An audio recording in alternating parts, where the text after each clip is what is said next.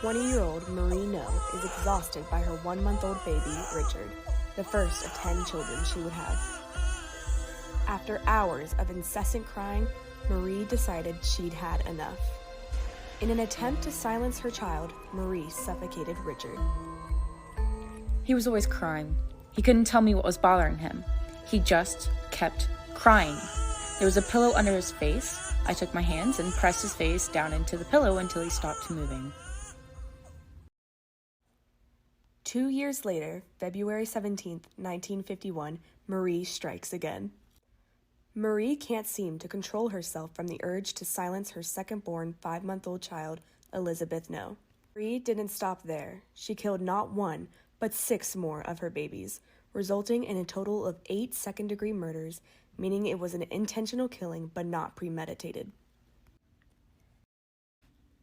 Just how did this mother come to murder 8 of her children and get away with it for nearly 20 years? Marie No was born in 1928 in Philadelphia, Pennsylvania. She grew up in a Catholic family and had a strict upbringing. She was the second youngest of 10 siblings. Her mother, Ella, and her father, James Liddy, were a devout Catholic couple who believed in strict discipline. It's been said that the household was never stable, with their parents having a troubled marriage. James was a wife-beating janitor with a drinking problem, who Ella took to court multiple times. Marie contracted scarlet fever at the age of 5, causing her to adopt various learning difficulties. It was suspected that Marie suffered from a mixed personality disorder as well. This included narcissistic, histrionic, paranoid, and antisocial tendencies. As a child, Marie was known as a quiet girl, kept to herself. She attended Catholic school until the 8th grade. At the age of 12, she dropped out of school to help work and take care of one of her older sister's children. This has led some to believe that she might have had an unfortunate experience caring for children at such a young age, causing her resentment towards her own children. It is expected that Marie experienced years of emotional, physical, and sexual abuse during her youth, leaving a lasting scar on Marie that would influence her murderous actions. In 1949, Mary and Arthur No met at a private club in the West Kensington neighborhood of Philadelphia. After a brief courtship, the couple eloped. Together, they had 10 children, but tragically, all 10 of them died in infancy. The deaths were all classified as sudden infant death syndrome. SIDS is a condition that is not fully understood. It is the sudden and unexpected death of an apparently healthy infant, typically under the age of 1. The cause of death is unknown and is not related to any previous illness or medical condition. During this time, many aspects of SIDS were unknown. This lack of understanding about SIDS helped explain why it took law enforcement as long as it did to uncover the truth behind these murders. Marie's 8 victims were Richard Allen, born March 7, 1949, died April 7, 1949. Elizabeth Mary No, September 8, 1950 to February 17, 1951. Jacqueline No, April 23, 1952 to May 3, 1952. Arthur No Jr., April 23, 1955 to April 28, 1955. Constance No, February 24, 1958 to March 20, 1958. Letitia No, she was stillborn, August 24, 1959, and died in the hospital that day. Mary Lee No, June 19, 1962 to January 4, 1963. Teresa No, who died in the hospital in June 1963. Catherine Ellen No, December 3, 1964 to February 24, 1966.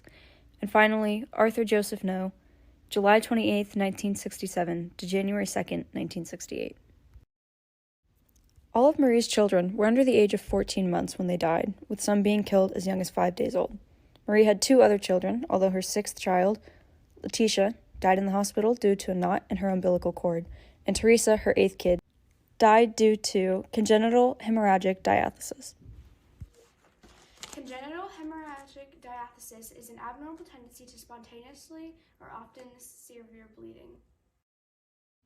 The case reopened 30 years later when a Philadelphia magazine article was published in 1998, sharing the bereaved parents' story, bringing the case back to the media.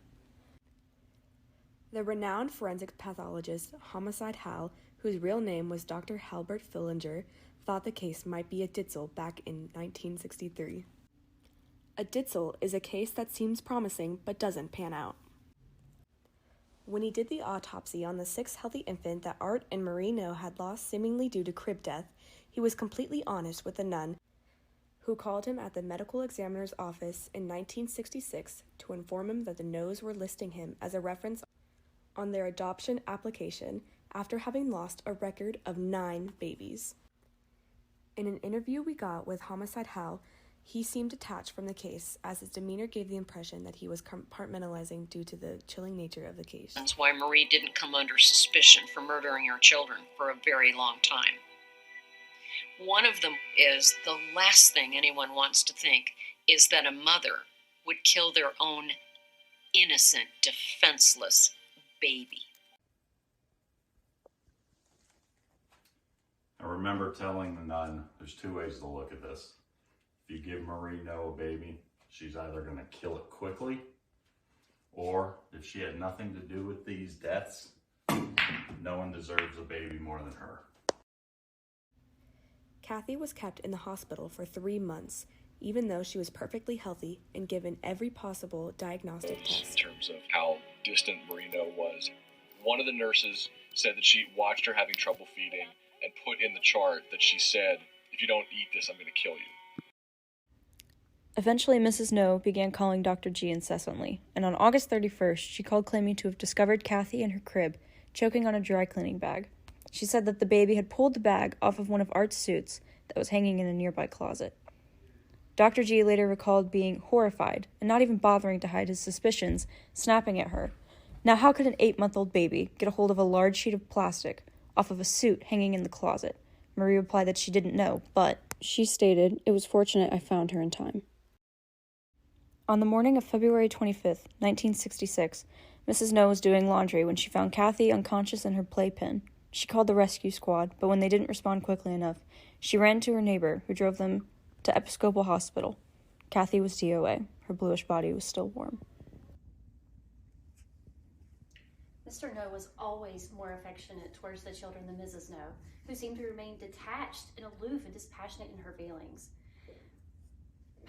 Mrs. Know would make a pretense of warming up to the baby as if it was required of her, and she would utter inane offerings that had no bearing on the moment. I felt that these remarks were born probably out of peculiar need by Mrs. Know to say something, anything at those times. The Knows did not end up adopting a child. Rather, they welcomed their 10th and final child into the world, Arthur Joseph Jr. After a 12-hour-long interview in 1998, Marie confessed to the murders of her first, second, third, and fifth children. She claimed she was unaware of the cause of death for her other 4 children, but admitted that she was likely the reason why. My client wouldn't do this. She doesn't have the heart of a murderer. At most, she's a mother who's lost all 10 of her children. Marie provided a number of justifications for the deaths of her children, such as having received blood transfusions from prisoners as a child, being a husband's blood relative, or simply being a bad person. Marie wasn't taken into jail by the police until August of the following year, when she was charged with 8 charges of murder. As they hauled her into custody, the police took boxes of baby pictures and other mementos. Despite her admission of infanticide, her devoted husband Art did not accept it. Even on a talk radio program, he supported her, saying, "She is both my buddy and my ally. I believe she is the most stunning woman in the world." Marie took a plea deal to obtain a lenient sentence and agreed to psychiatric studies to help understand why mothers kill their children. She was sentenced to 20 years of probation, with the first 5 years spent under house arrest. Marie passed on May 5th, 2016, at 87 years old. She was not able to kill any more of her children due to the hysterectomy she had following a C-section that caused a uterine rupture after her 10th and final child in 1968. I know she didn't do it. She wouldn't harm a fly. I know my wife didn't do anything to them. If she had done something, I would have turned her in myself. Those were my damn kids too. Arthur Know died on December 27th, 2009, defending and loving his wife until his dying breath.